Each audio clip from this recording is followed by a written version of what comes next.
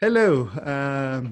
We are happy to welcome all of you, also especially our speaker today, Zbyněk Tarant. It's another event in our seminar webinar program in the context of anti-Semitism in Europe, in the context of conspiracy theories and nationalism. The topic of our today's talk is the central role of esotericism in antisemitism, a case study of Czech Republic and Slovakia. So today we have the speaker, Zbyněk Tarant. He is deputy chairman of the Department of Middle Eastern Studies at the University of West Bohemia in Pilsen.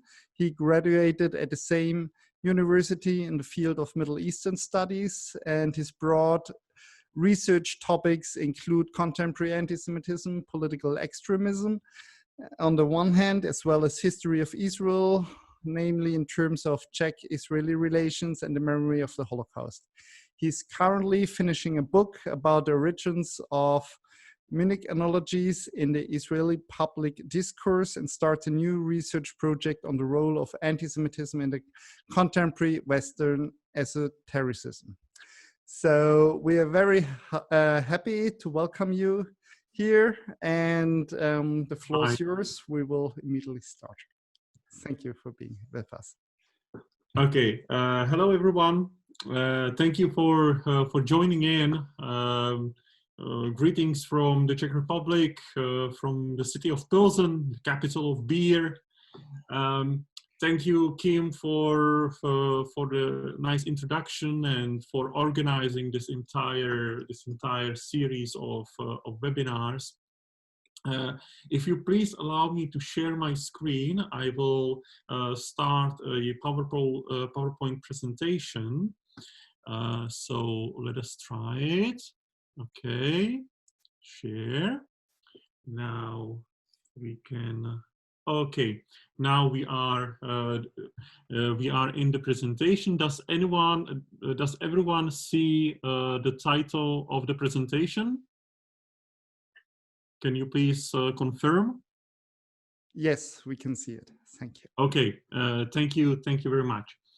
So the topic of today's talk is esotericism and antisemitism. I've chosen a little different topic, an unlikely alliance, but I am going to talk about the Czech Republic and Slovakia, and I'm going to use those two countries as case studies, as cases in point about the importance of esotericism in contemporary antisemitism. I should warn you that this presentation is not meant as a general analysis of antisemitism in Czechia and Slovakia. For this purpose, you will receive documents with recommended reading, with some recent general analysis, surveys, and a couple of articles of mine that will help you to navigate the context much better. Here, I would like to focus on the specific phenomenon of esotericism in antisemitism in those two countries. When you will read those reports that I will send you, I expect all of you are experienced social scientists, so you know that very well.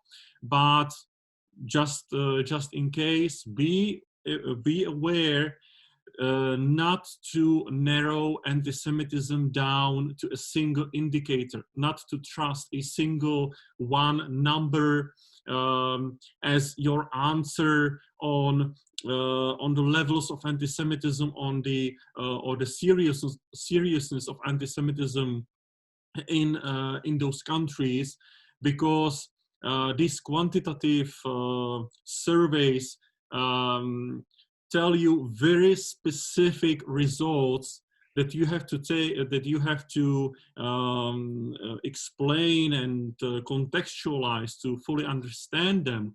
If you look on the numbers, for example, this is a Pew Research Center study on Czechia and Slovakia. And if you look on this particular study, for example, then you will see that yes, Slovaks are more religious than the Czechs, but also according to this particular survey, Slovaks seem to be more accepting towards religious and national minorities, such as Jews and Muslims. But if you take another survey made by Bratislava-based institute Globsec about the tendency to believe in anti-Semitic conspiracy theories, you will find that Slovakia is actually among the worst and the most likely to believe to anti-Semitic conspiracy theories. And both of these surveys are valid surveys with valid samples. And it is our job as social scientists to navigate those sometimes complex, if not openly contradictory data. So please be very careful about using single indicators when reading those materials. The Czech Jewish community, the Federation of Jewish Communities in the Czech Republic, publishes annual reports on anti-Semitic manifestations in the country. And if you look on the last 2 years' reports from 2018 and 2019, you will find there some usual suspects, such as the right-wing extremism or left-wing extremism or Islamism or ultra-conservative Catholicism. You will also find there quite a significant portion of incidents where the ideological background was simply impossible to guess, impossible to estimate. But there is another group, and that is the one I would like to talk about today. They call it disinformation platforms. And they are very careful not to combine them with right-wing extremism or left-wing extremism. They realize that there is something different. There is something that goes above and beyond our usual categories of left-wing and right-wing, the categories of political science.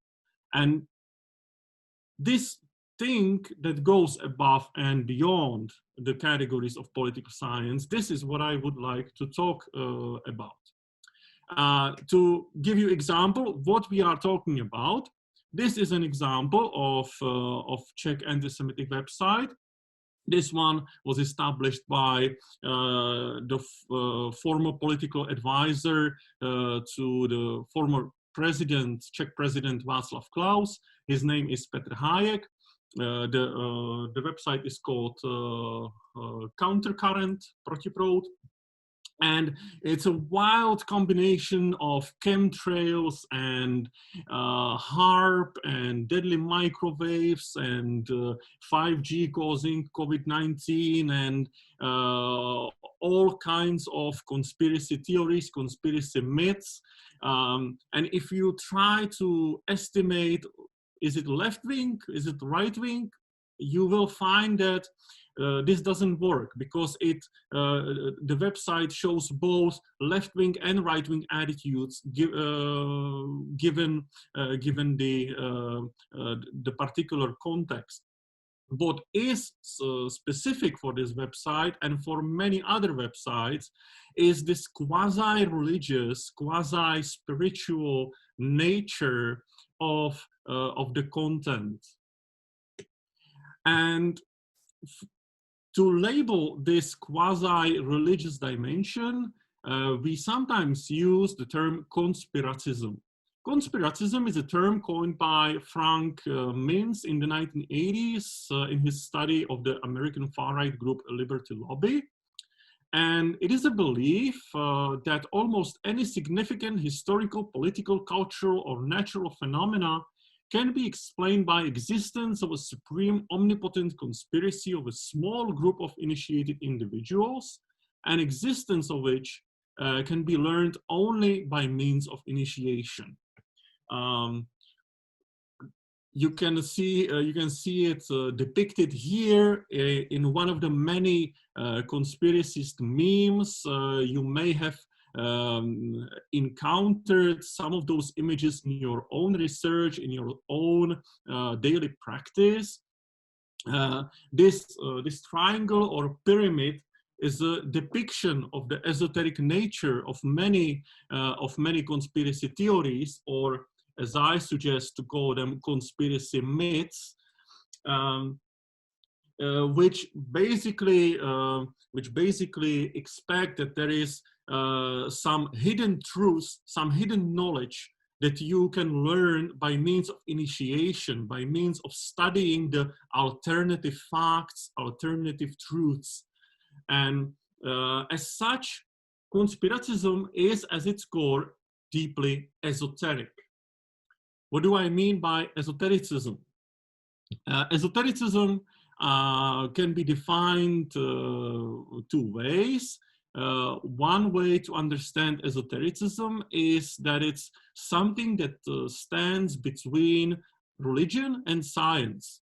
That it's knowledge rejected both by religious authorities and scientists, as Mr. Hanegraaff defined it in his influential study.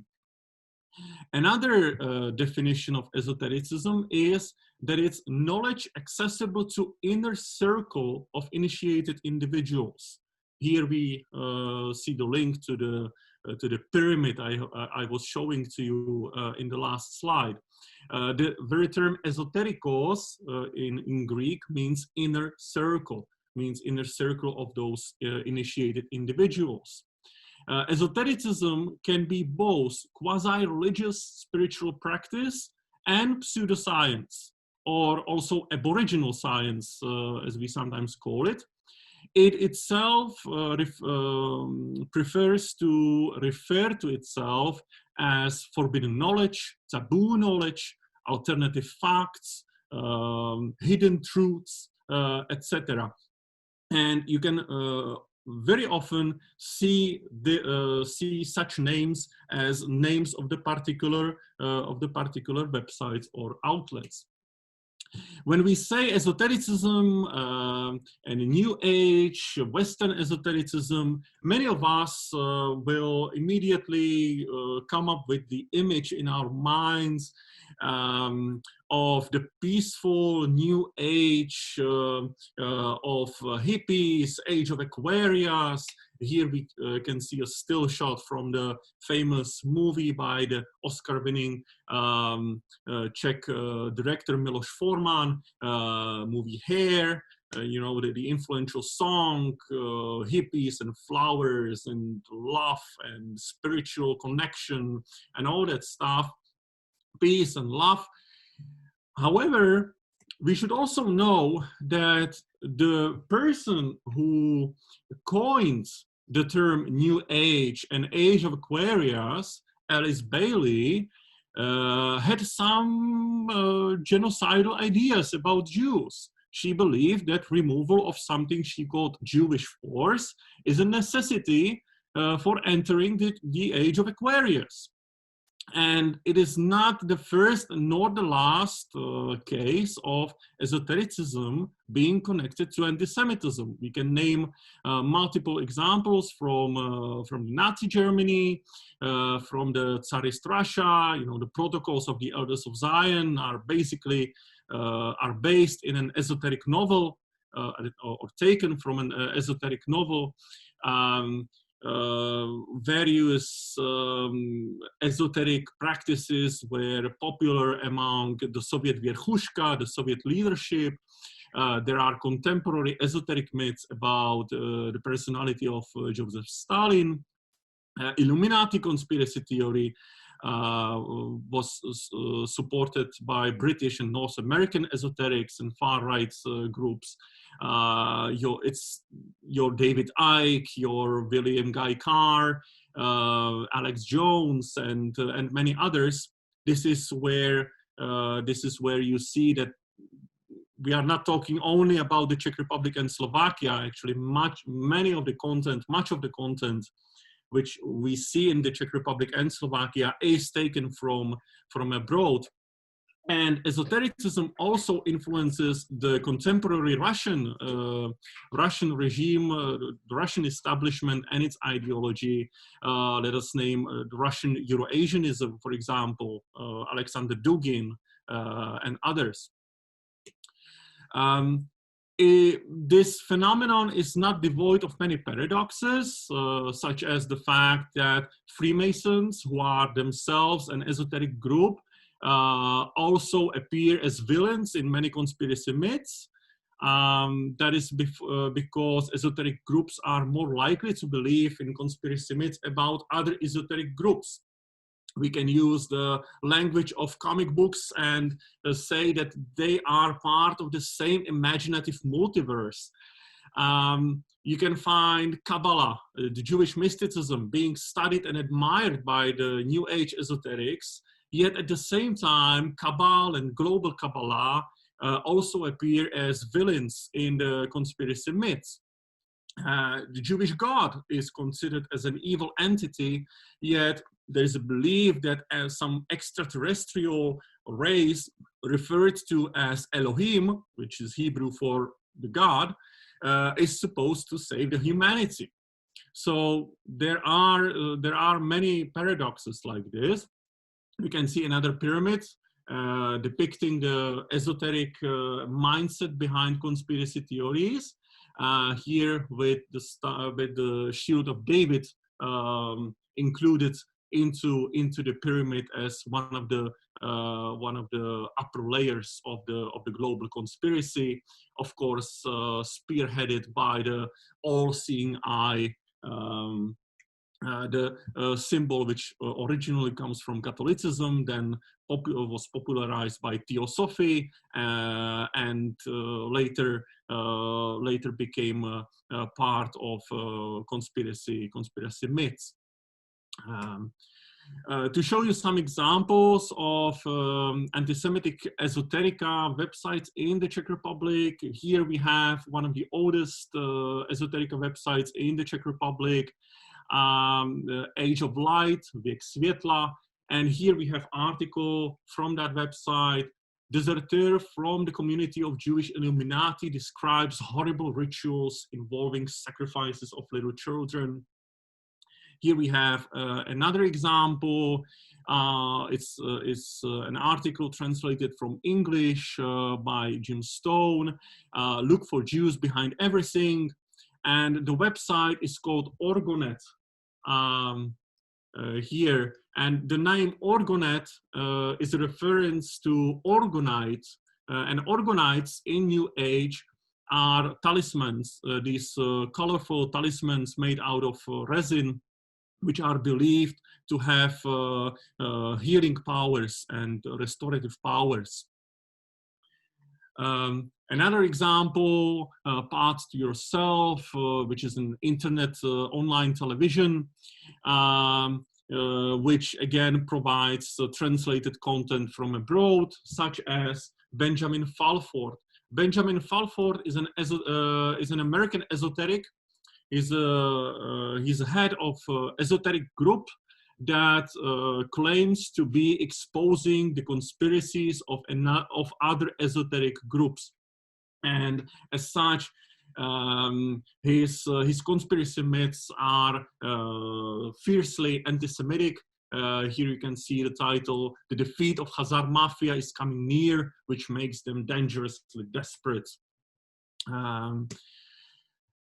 If we take a step further and analyze who are the people behind the Czech anti-Semitic website, we find a very diverse group of esoterics, astrologists, professional mediums, lecturers of New Age music, founders of esoteric studios and meditation gardens, and teachers in esoteric schools, etc., etc. You can also find some some members of the elite, not only fringe groups, fringe individuals, but also members of the elite, such as senators or the presidential advisor I have mentioned before. It is also interesting to note that one individual may run multiple websites, and that despite the fact that we tend to put many of those websites into lists of Kremlin trolls or Kremlin fake news and stuff, many of those websites are run by dedicated local individuals who may not be connected to Russia at all. And if they are, they may not even know about it.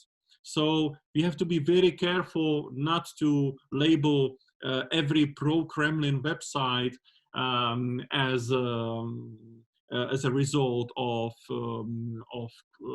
Russian disinformation campaign. Some of these websites tend to provide echo chamber to the pro-Kremlin worldview just because of their own quasi-religious conviction. Why is this all important? This is my chart already, and it shows the numbers of anti-Semitic websites in the Czech language since 1999 until 2020. And while the first decade was marked by importance of the far right groups, we can see that since 2009, while the Czech far right is undergoing some form of internal crisis of the movement, marked by many internal personal conflicts, the conspiracist websites, the esoterical websites, are taking its place as the chief producers of anti-Semitic content. There are some additional quantitative data on anti-Semitic conspiracist websites in the Czech Republic. For example, they are 1.5 times less likely to conceal the identity of their editors as opposed to far-right websites. And they are 2.5 times more likely to operate from within Czechia as opposed to the far-right and neo-Nazi websites, which are mostly hosted in the USA. Here, the issue is about prosecution and jurisdiction. The neo-Nazis and the far right are more afraid of being prosecuted, so they try to escape the Czech jurisdiction and hide their identity. But the esoterics, they are not afraid. They operate under their real names, under their real identities. These conspiracist websites have also a longer lifespan than far-right websites in the Czech Republic. And what is also interesting is the gender ratio. While there are some women who appear as editors of these conspiracist websites, most of these websites, and I'm talking about significant majority of 90% or more, are established and run by males, which may be interesting. You may be wondering, where is this data coming from? It's coming from my own research, in which I use social network analysis method. I use a crawler to map the links between websites. I try to map the Czech anti-Semitic online scene. This particular chart shows anti-Semitic websites and their close surroundings.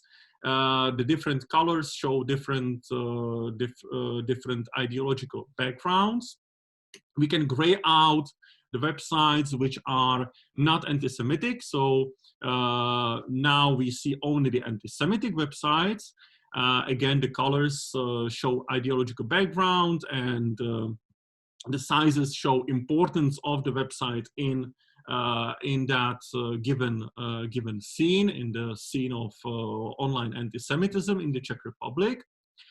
And if we put some explanatory labels here, we can see the central role of these conspiracist esoteric websites here in the middle, the brown ones, which are also the largest ones, so which means that they are the most influential ones. We can see here the far right divided into two parts. That is also a sign of the internal problems of the far right scene, where you have multiple groups which tends to boycott one another. You can see some Christian traditionalists here and some other Western esoterica websites without conspiracism. But you can also see there, embedded deep in the network, deep within the network, some websites of the pro-Kremlin militant groups and the official propaganda outlet Sputnik News. And this is a reason to keep vigilant about this issue, because it has happened in the past that people came looking for alternative knowledge, to use the word, looking for alternative medicine, meditation, mysteriology, only to be served with anti-Semitic content, conspiracist content, and we can see here the start of online self-radicalization going on. And we have currently about half a dozen of cases of Czechs joining militant groups in eastern Ukraine, joining the fighting in the conflict zones in eastern Ukraine. Now, a couple of words about Slovakia. The Czech and Slovak scenes are intertwined. Many of the conspiracist websites in Czechia and Slovakia are bilingual, and the content flows from one side to another. There is an example of influential esoteric and conspiracist outlet expanding from Slovakia back to Czechia, which is Slobodný Vysílač, in translation, free transmitter. But there are also some differences. The Czech conspiracists, for example, are nostalgic about after Czechoslovakia, while Slovaks reject Czechoslovacism altogether. The Slovak scene is also rooted in Catholic religion, much more, while the Czech scene can be, in fact, radically anti-religious. And there are, of course, some differences in opinions about the fascist Slovak state, the Slovenský štát, the World War II puppet state of Nazi Germany. This is just an example of a Slovak outlet, free transmitter, where you can see the bilingualism in practice. You can see here articles in Slovak and Czech. No translation is needed because the population is passively bilingual. Slovakia has seen a publication of printed esoteric conspiracist journals with anti-Semitic content. Here, for example, Zem a Vek, Earth and Age. Here with some cover page featuring George Soros, or its electronic version featuring an article, Rothschilds, Kings of Secret Societies. If you look on the cover pages of this journal, you see the diversity of topics and the combination of mysteriology, conspiracism, and anti-Semitism. Why is this important? This is important because it again helps to popularize anti-Semitism even among people who are not anti-Semites, who just want to read some articles about mysteries about UFOs and conquest of new planets and things like that. This particular magazine is not exactly influential, but there are others which are more influential, which look more reasonable, and they provide echo chambers to the conspiracist outlets, such as the parliamentary papers, Parlamentní listy, here, or hlavné zprávy, which can be translated like main news. Conspiracist discourse is also popularized by members of the parliaments. There have been members of the parliament talking about deadly microwaves and chemtrails and things like that. And among this, also anti-Semitic conspiracy theories. And what is interesting that you could hear anti-Semitic conspiracy theories from right-wing populist parties which are officially pro-Israeli. So they are officially pro-Israeli, but they also believe in anti-Semitic conspiracy theories. So to the conclusions. This is not to say that all of the esoterics are anti-Semites. Esotericism and Western esotericism and New Age can provide meaningful spiritual guidance. It can give you positive way of life, but it can also get you involved with the anti-Semitic scene. The degree of involvement of esoterics in the contemporary Central European anti-Semitism certainly deserves more attention. Just because it looks so psychedelic doesn't mean that it's not dangerous. This is the same point the Community Security Trust is making in the UK about David Icke. Just because David Icke looks so psychedelic, so weird, doesn't mean that his conspiracy theories cannot harm. People were killed because of conspiracy theories, because people who believe in conspiracy theories make decisions according to those conspiracy theories. And if the conspiracy theories tell them that there is a secret Jewish conspiracy which is threatening to destroy their world or to kill their children, they will do everything they feel is necessary to protect their lives. And because they genuinely believe it, they will genuinely act according to those conspiracy theories. And one last point, very recent one, you could hear the myths about 5G and coronavirus. And you may think this is all kind of weird. How could people believe that 5G networks could cause the coronavirus pandemic? Well, of course, this doesn't make any sense if you take it according to the rules of thermodynamics, but it makes complete sense in a world where, or in a mindset that understands vibrations and energies in a more metaphysical sense, in a world where pyramid-shaped objects are believed to have healing powers. So let us not get discouraged by the psychedelic nature of esotericism. Let us research this phenomenon with all seriousness it requires. Let us, of course, not indulge ourselves into fear-mongering.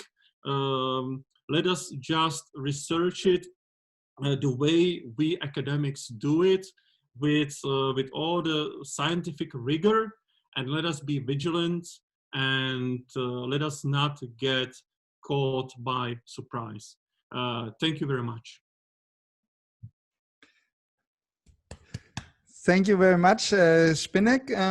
I would immediately open the mic if there are some comments or questions. Also, those in the stream can directly write questions or go into the video and say something.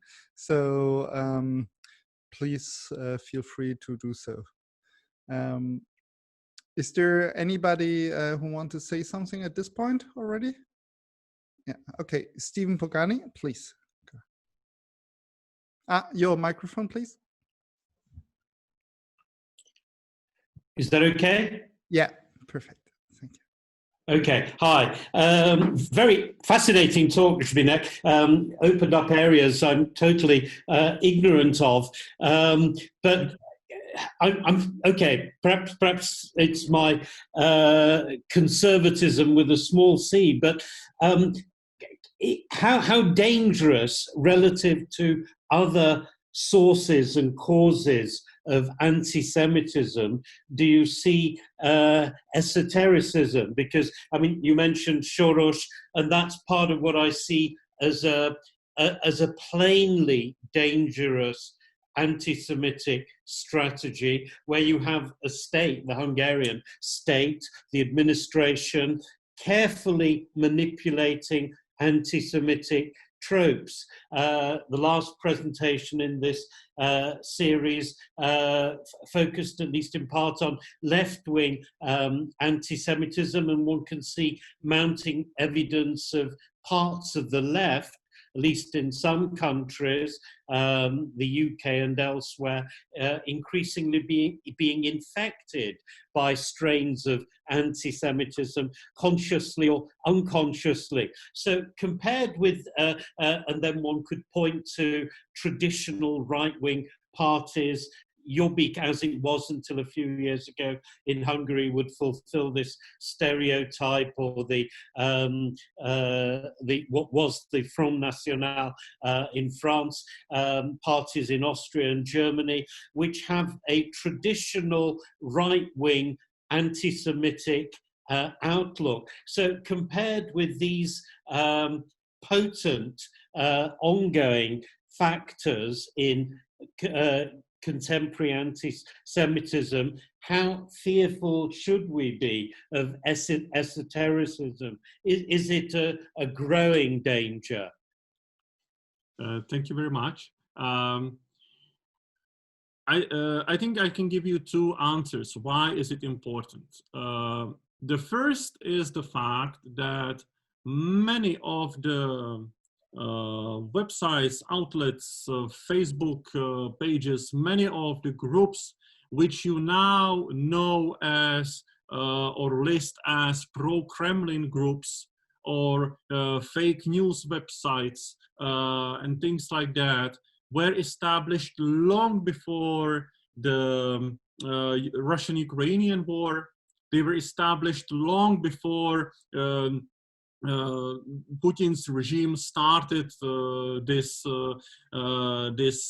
method of active measures in many countries around the world.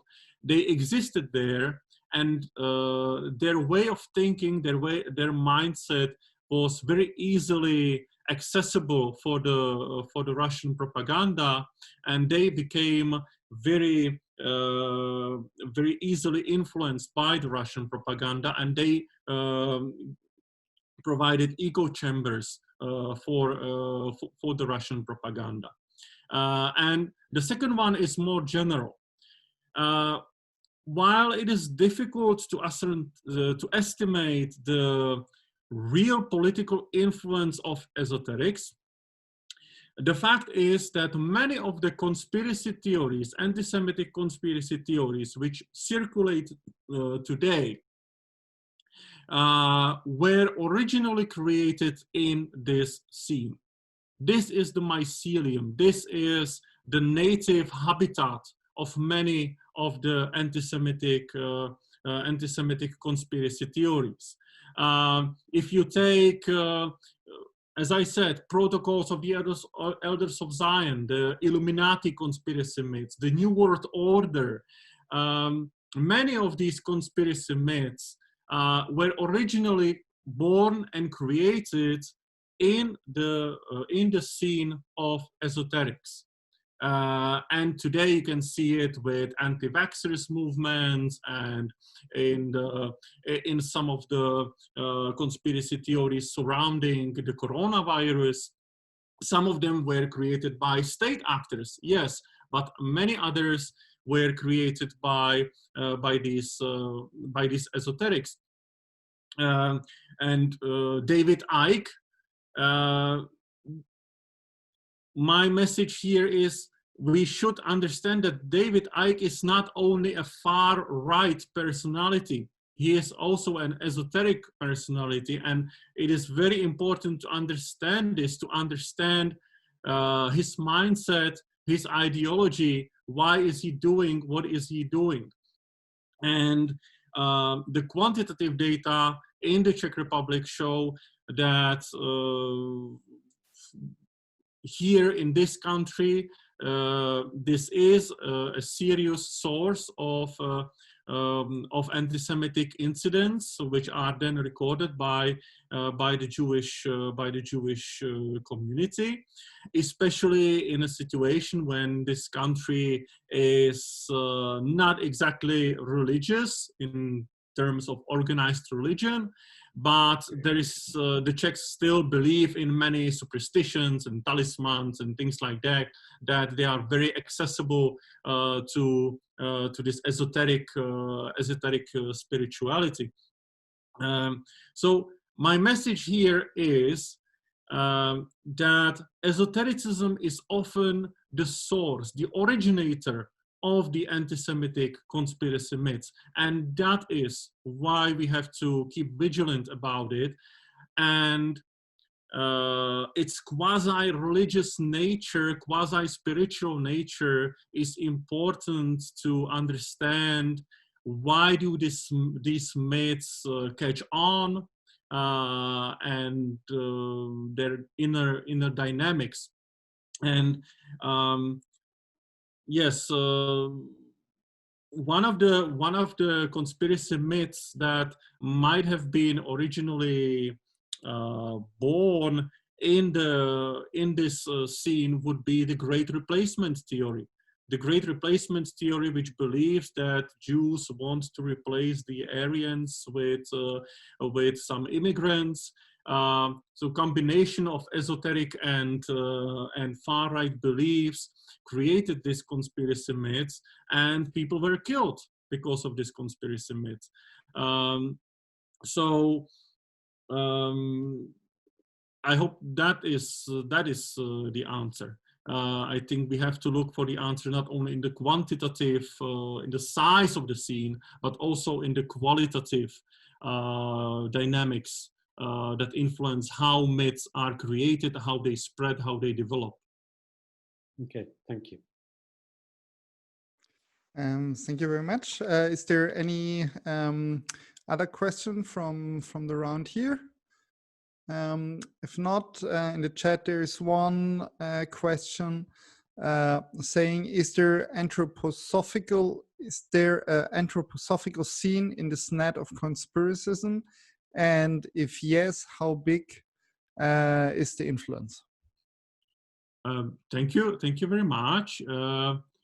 I have seen only very little participation of anthroposophism in the anti-Semitic portion of the esoteric scene. Anthroposophists tend to focus on their own teachings and education. And while you can find some anthroposophists involved with the scene, I don't think it's a significant player. It is connected to the scene. It may be easily approached by the ideas from the anti-Semitic portion of the scene. And yes, the history of anthroposophism with Nazism is still a point of fierce debates. but so far I have not seen anthroposophism specifically as a specific player in the anti-Semitic conspiracism. Thank you very much. There's another comment or question. It says, people have always been superstitious, I guess, but it is my perception that esotericism is on the rise. And I feel it may be a substitute for dwindling religiousness in European societies. Do you see a connection there? If yes, is this something that should be tackled? That is a difficult question, especially because I don't have data to either confirm or deny the perception of the person asking the question. And I think in the Czech Republic, I would agree. But then there is a case of Slovakia and Hungary and Poland and Russia, where religion still plays a very important role. Yet, despite the fact, esotericism and esoteric conspiracy theories are on the rise. And let me show you something. May I?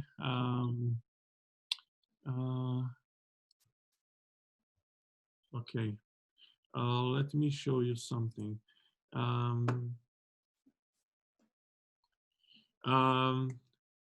Oh, sorry.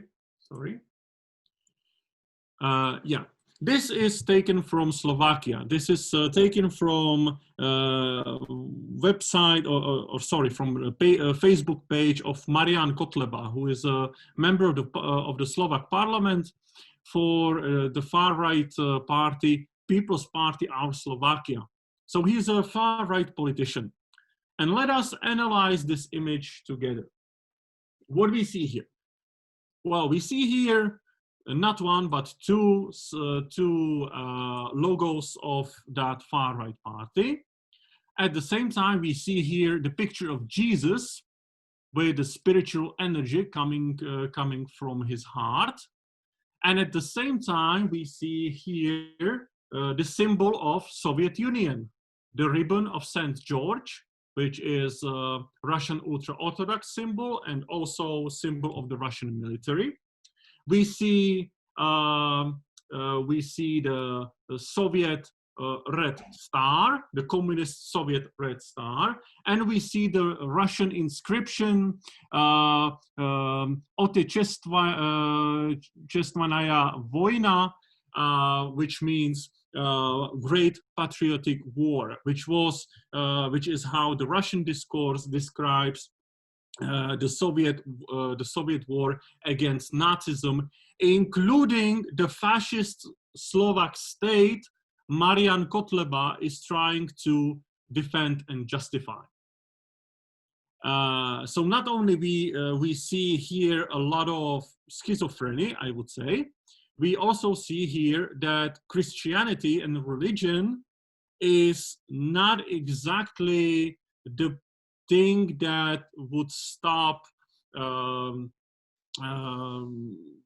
esoteric visuality and mindsets to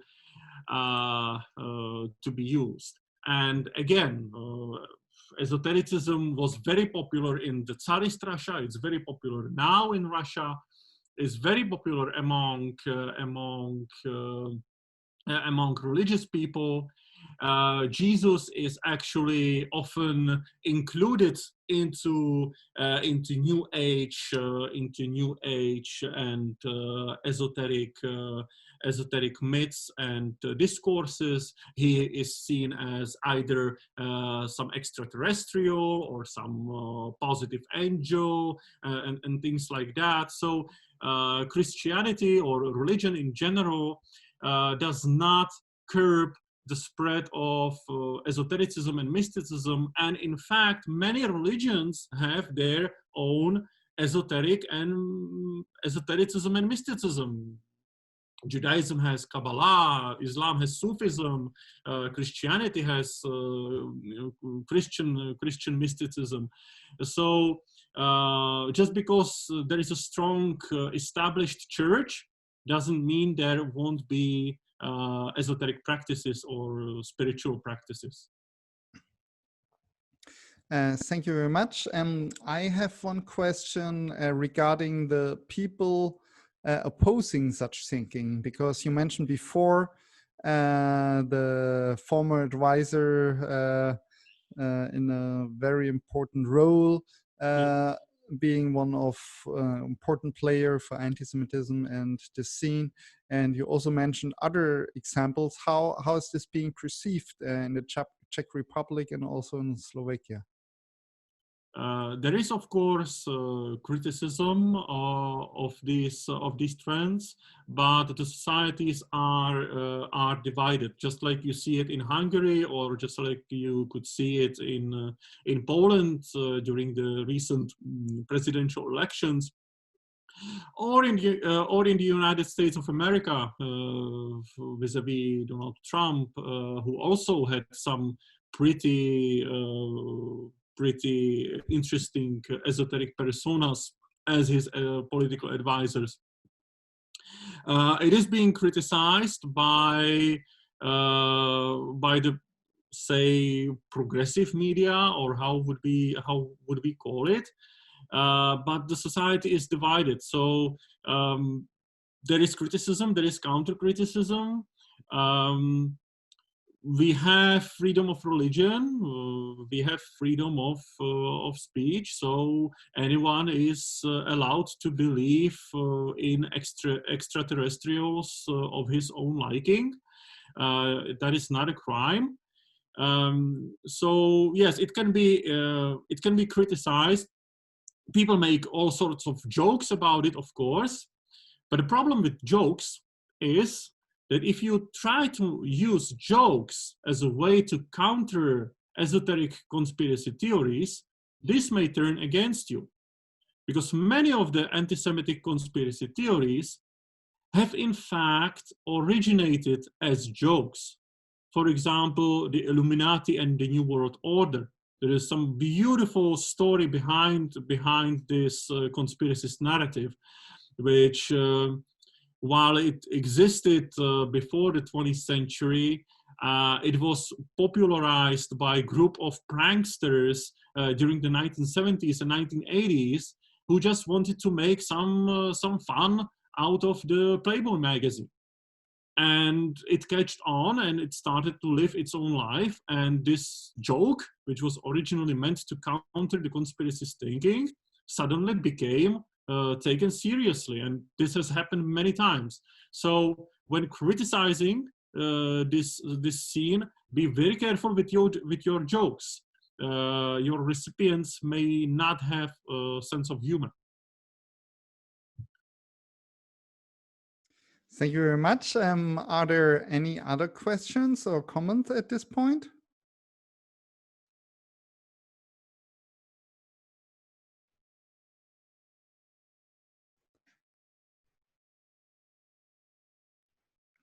So one question I have, you mentioned some of the differences of Central and Eastern European countries, and my question is there, do you think, or do you have any assessment why it was possible to have such a senior advisor to be in this position in the Czech Republic?